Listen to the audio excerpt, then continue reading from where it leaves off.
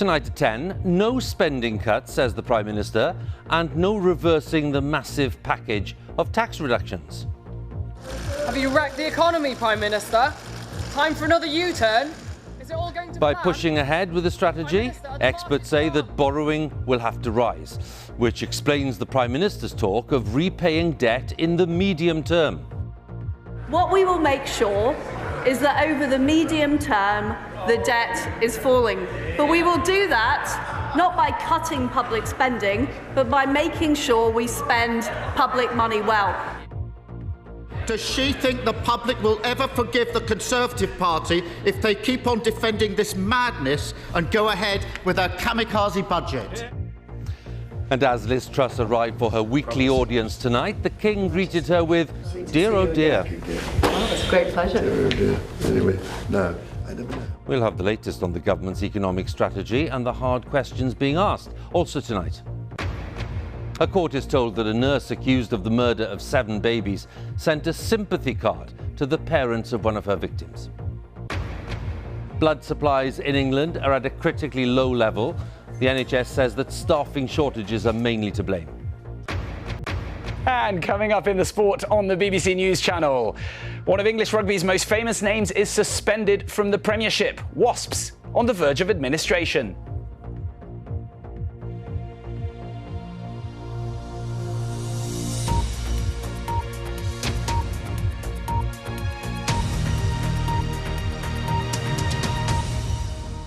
Good evening. The Prime Minister has insisted she will not cut public spending to pay for a multi-billion-pound package of tax cuts. Experts say that the implication is that government borrowing will be allowed to rise further over the next few years. Labour said that was a kamikaze approach, which would not restore confidence in the financial markets. One group of independent experts at the Institute of Fiscal Studies warned that, alternatively, spending cuts of more than £60 billion would be needed to bring public finances under control. Well, at her first Prime Minister's question since that highly controversial mini-budget, Liz Truss told MPs that her strategy of cutting tax would not be changing. Our political editor, Chris Mason, has this report. Have you wrecked the economy, Prime Minister? There are plenty of questions for Liz Truss at the moment, but that one gets to the crux of things. Spiralling prices, interest rates climbing, the markets wobbling, and her backbenchers too. Quite the backdrop for her second outing at Prime Minister's Question Time. Given the government's central challenge right now is proving the numbers add up, it was this exchange today that stood out. During her leadership contest, the Prime Minister said, and I quote her exactly, "I'm very clear.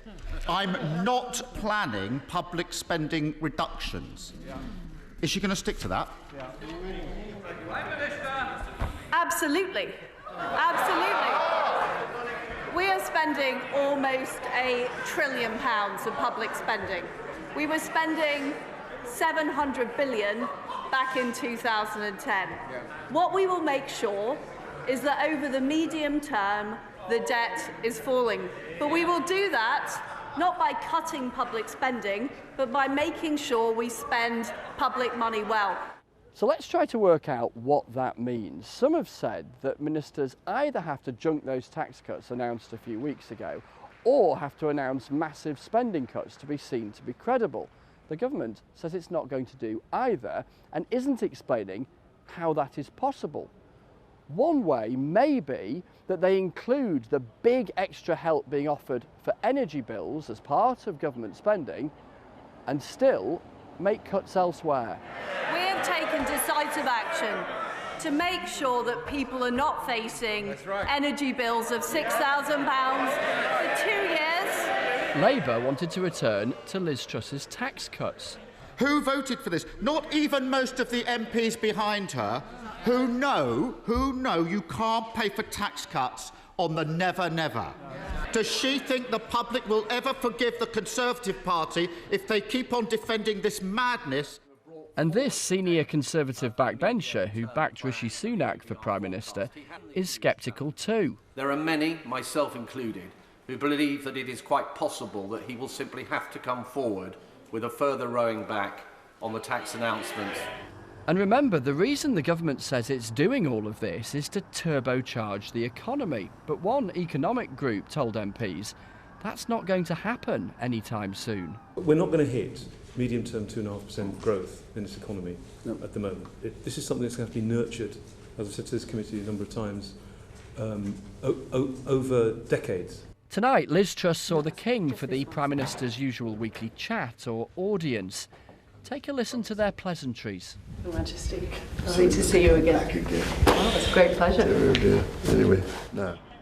Dear, oh dear, says the King. To what could he possibly have been referring? I'm told that perhaps it's something of a verbal tic of his to try and move the conversation on. We'll never know, of course, because the camera stopped a few seconds later and that most discreet of conversations began. What was rather less discreet, a conversation between the Prime Minister and her backbenchers a little earlier on, where amongst the grumbles, some concerned that her outlook favours the rich over the poor, others saying their outlook has spooked the market. Where the government finds itself tonight is down something of a cul-de-sac inadvertently, which it doesn't want to reverse out of. Now, of course, it hopes that in the end it turns out not to be a cul-de-sac, that there are twists and turns and adventures over the grass verge, but in the end they find a way through. But right now, plenty of critics, including on their own side, are questioning the navigation and questioning the driver.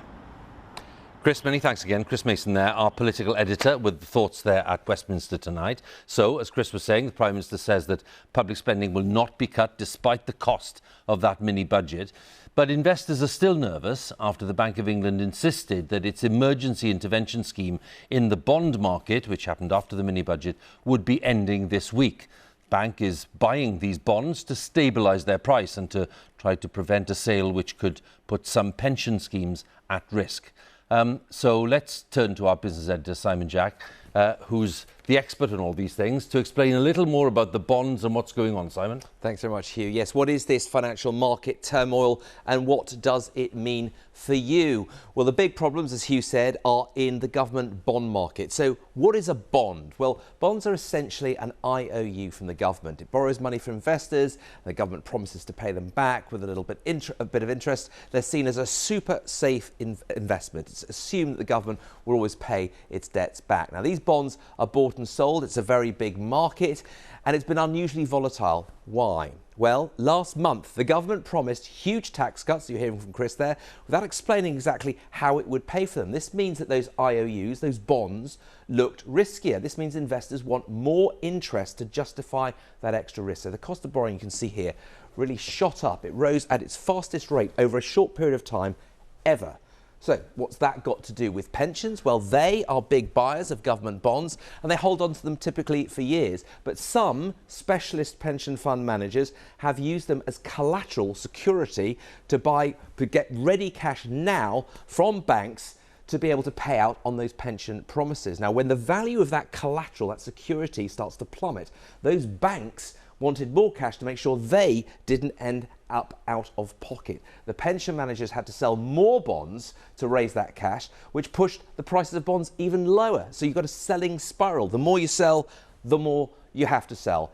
Enter the Bank of England to try and break that cycle of selling. The Bank of England said it would buy billions of pounds worth of these government bonds off them to stabilise that market. But the bank's governor, Andrew Bailey, said last night it would stop doing this on Friday. Let's have a look at what's happened. It worked at first. You can see here the cost of borrowing came down, but now borrowing costs are heading back up to where they were before the Bank of England intervened. In the last couple of hours, they come down just a little bit. So how does that affect everyday life? Are pensions safe? Number one question.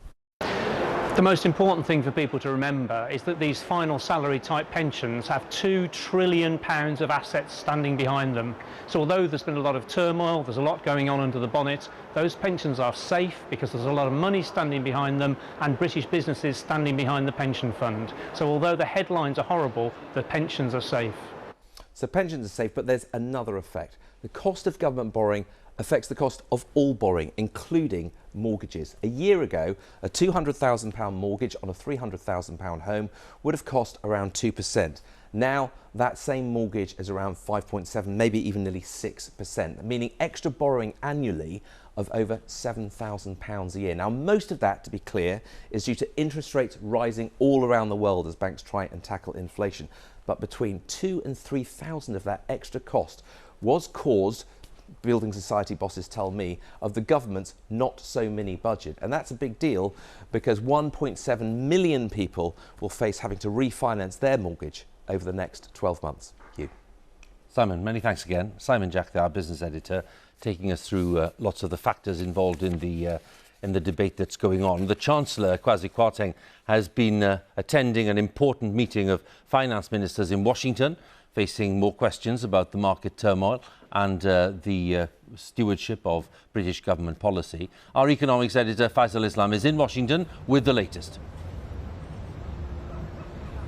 Yes, Hugh, it's not just that they got the news this morning of a surprise fall in the economy in August. It's not just what you've just been hearing about in terms of that rise in the effective cost of government borrowing. You also had the Bank of England uncompromising in terms of withdrawing its support at the weekend, as we've been hearing. But the Bank of England also, through its chief economist, saying that the biggest economic impact from the energy shock now is not on inflation, but on the public finances. It's clearly passing the ball over to the government to solve this crisis as it phases out its emergency support. But the questions aren't just coming from back home as Kwasi Kwarteng arrives here in Washington for these meetings. Hi, Chancellor. Lovely to meet you. Flying into the IMF at a time that costs for the tens of billions the Chancellor is going to borrow have gone sky high. These meetings are ordinarily more about crises in developing countries, but high on the unofficial agenda here is a more awkward question: what is going on in Britain? I have full confidence in the Bank of England to get inflation back down to target. The MPC has been clear about its intention to do that. Secondly, to safeguard the financial system and take the measures that are necessary. Credibility comes from commitment, clear commitment. It comes from transparency, and it's buttressed by institutions.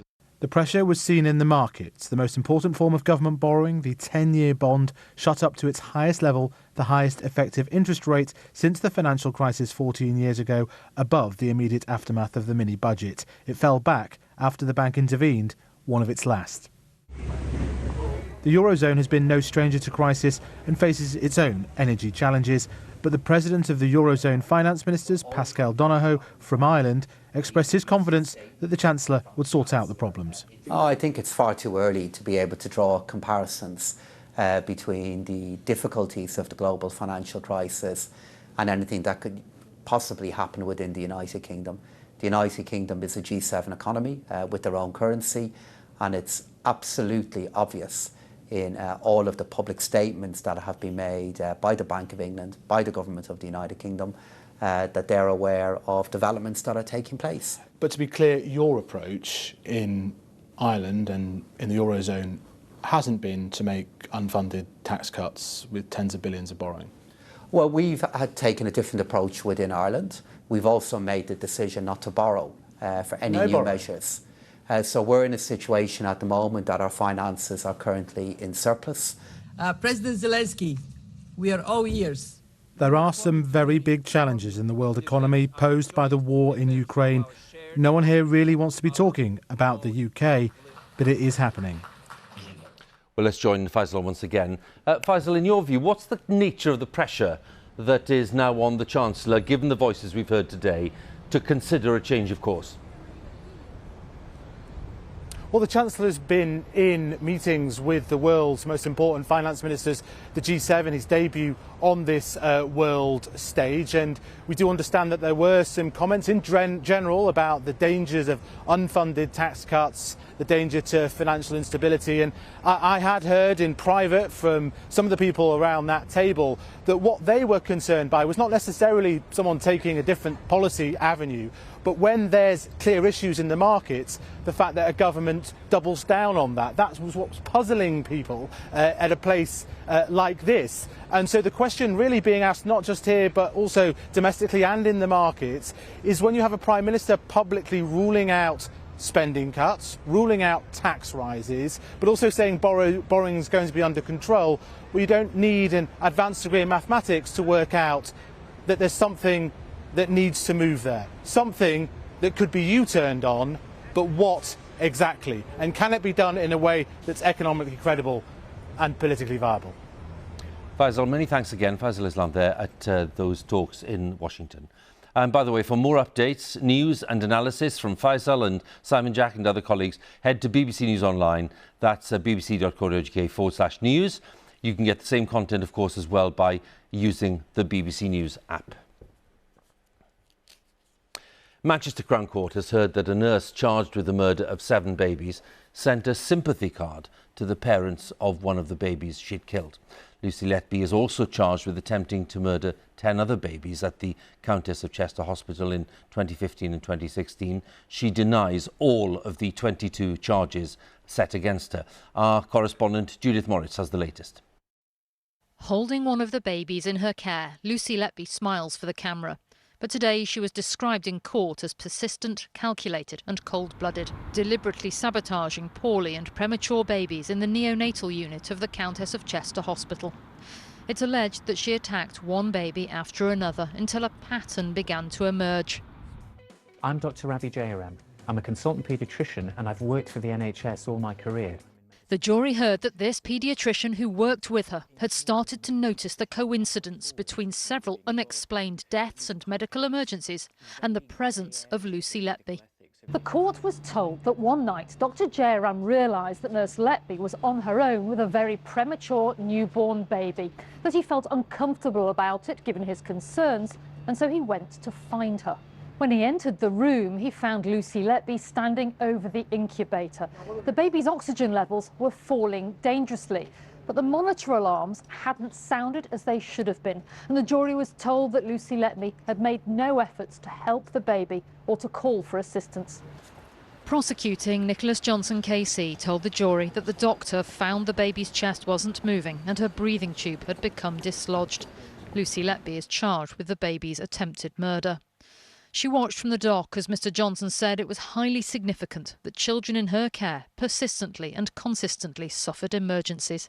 He said, sometimes the evidence of her hand at work is more obvious than others, and it's remarkable that on many occasions when children who'd suffered unexpected, spectacular and life-threatening collapses were removed from her orbit, they had exceptional recoveries.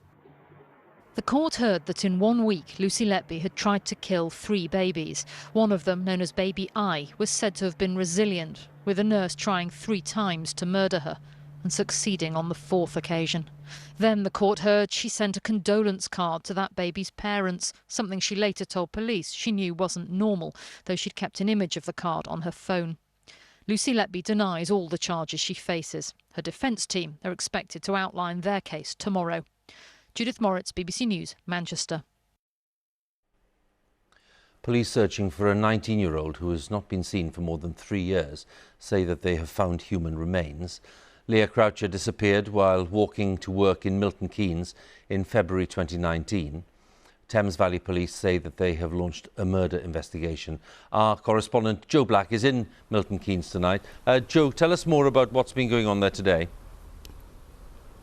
Yes, Leah Croucher went missing on the 15th of February 2019. She was captured on CCTV just after 8 o'clock in the morning, around half a mile away from where I'm standing talking to you now. And as you might imagine, her parents have done various appeals over the years about her disappearance. So if you drive around the city of Milton Keynes, you can see her image on many posters. In fact, there is one tacked to a tree just a few metres down the road where I'm standing. Now, today at this address here in Milton Keynes, there's been lots of police activity, lots of officers going in and out of these premises here, many of them in forensic suits with specialist equipment. Now, the police told us today that after a tip-off from a member of the public on Monday, they came to search this address. They found Leah's rucksack and other personal possessions. Now, they said today then that they'd launched a murder investigation, and a short time after that announcement, in a statement, they then said that sadly human remains had been discovered. They went on to point out in that statement that it is likely to take some time to formally identify the deceased. But of course, as you can imagine, this will be a hugely anxious time for Leah's friends and family. They are being updated as to what's happening here with the investigation and being supported by officers from Thames Valley Police. Joe, many thanks again for the update there. Joe Black in Milton Keynes. Now, NHS Blood and Transplant has declared that blood supplies in England are critically low. It says there are just 3 days' worth of stocks overall, but it's even lower for certain blood types. Hospitals are being asked to find ways to manage their supplies. Our health correspondent, Catherine Burns, is with me, who's been looking at this. And Catherine, what are the main reasons people are giving for the shortages?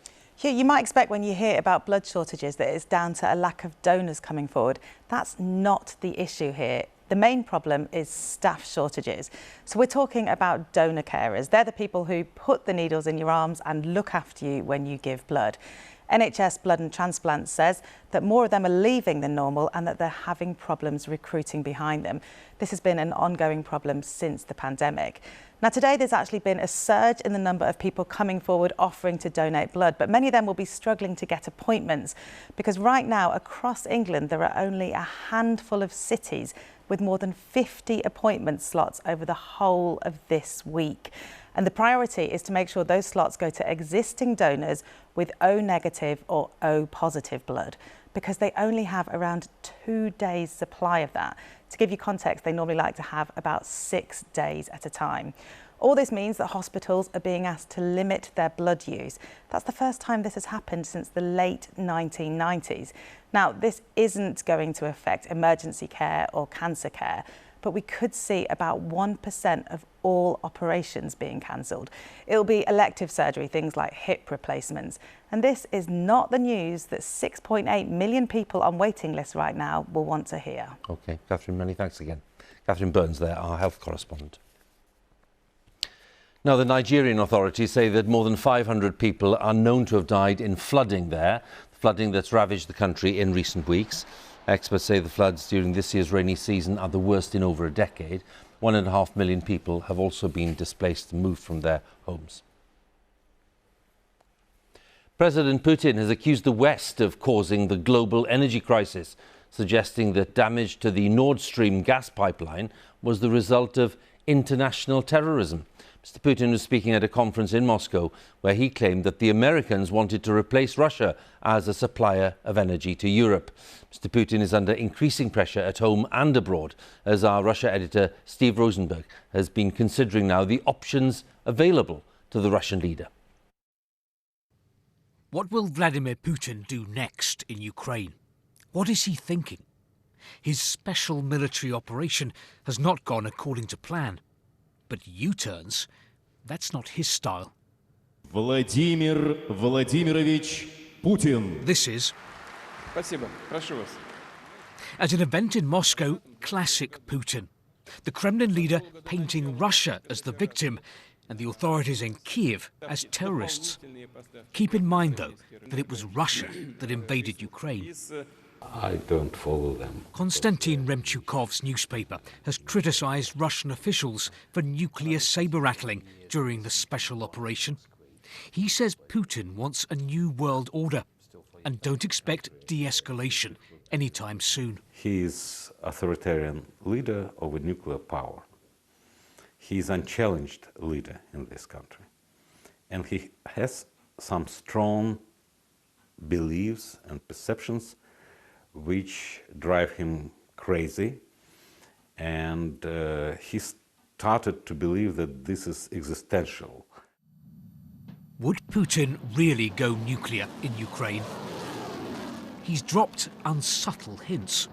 Days before the Russian invasion, the president oversaw massive nuclear drills. He's since warned the West he's not bluffing about the nuclear option. In Putin's mind, for him, defeat is unimaginable. If you'd run a country for 22 years like Vladimir Putin has, and if you'd silenced all your critics and crushed the opposition like Putin has, you may well feel, like Putin appears to feel, that you will always end up a winner.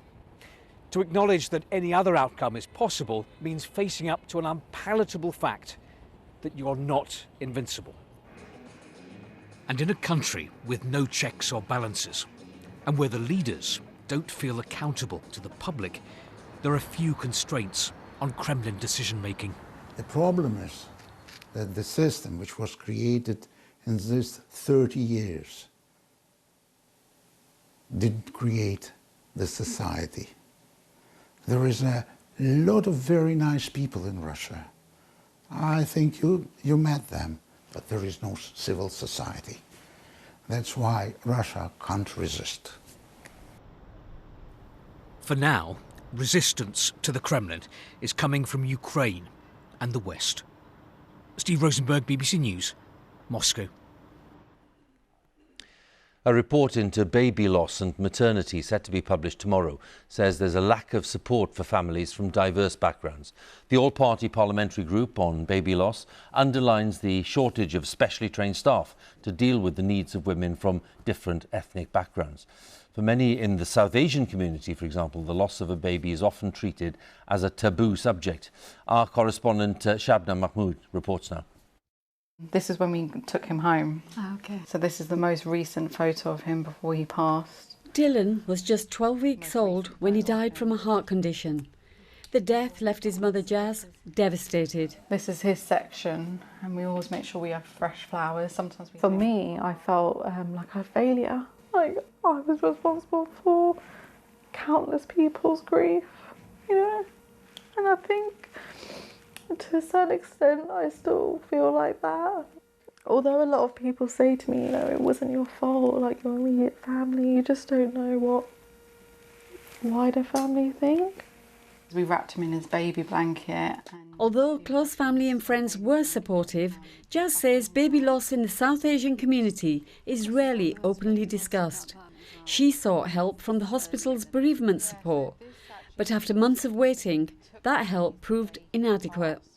I had to educate my bereavement counsellor on issues within our culture, and obviously that was a whole half an hour that probably didn't need to happen. When it's the baby, it's a different. They disappear. Yeah, it's different. It's like no. Jazz has now joined a support group for South Asian women to openly discuss their experiences. It's led by Madhuri Bedi, who also lost 2 babies. They need that acknowledgement from their families. They need to be able to put pictures out if they want to. They need to be able to say that baby's name. That is so important. And then they need to get support. Jazz recently gave birth to a baby boy called Milan. I'm a mother of 2. You know, I'm not a mother of 1. And just because, you know, you can only see one doesn't mean that there is one. And she has this advice for bereaved mums. Talk about your experience, talk about what's happened, and, you know, don't be shy. Don't be shy to talk. You know, people are there to listen, and that's the only way we're going to kind of break down barriers. See, number 9 is the day that Dylan was born, and 14 was the day Milan was born.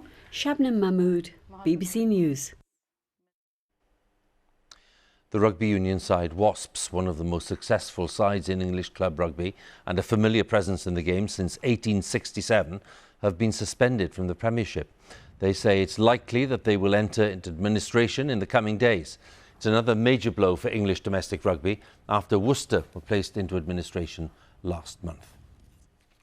Now, in tonight's football, Rangers were defeated 7-1 by Liverpool at Ibrox, with Mo Salah coming off the bench to score a hat-trick within 5 minutes, the fastest in the history of the Champions League. Natalie Perks tells us more. Time is 10:30. Louise is here with the weather. Hi, Louise. Hi there, Hugh. We've seen some beautiful autumn sunshine just recently, haven't we? And this was the south coast in Hampshire today. Now, there was quite a lot of cloud around, but if you had the sunshine, absolutely glorious. 19 degrees the high. But you can also see how parched the ground is. What you need is some rain, and you might actually get some over the next few hours. Some of it quite heavy at the moment, pushing up through the Isles of Scilly across Cornwall. It's going to chiefly stay towards the Channel Isles and just hug on to the Channel coast. But it may well linger for a time first thing in the morning across Essex and Kent. So clearing by dawn, and with that blanket of cloud around here, temperatures are going to hold up. So what a contrast, double figures first thing tomorrow morning. A milder start. By contrast, further north under those clearer skies, chilly touch of frost likely here. So yes, we've got that early morning rain clearing quite quickly in actual fact, and the cloud will break up and the sunshine come through. And once again, for many, some lovely autumn sunshine around, even across eastern Scotland. Yes, we've got some wet and windy weather pushing into the far northwest, and temperatures here a little bit more subdued. But once again, temperatures likely to peak widely into the mid-teens.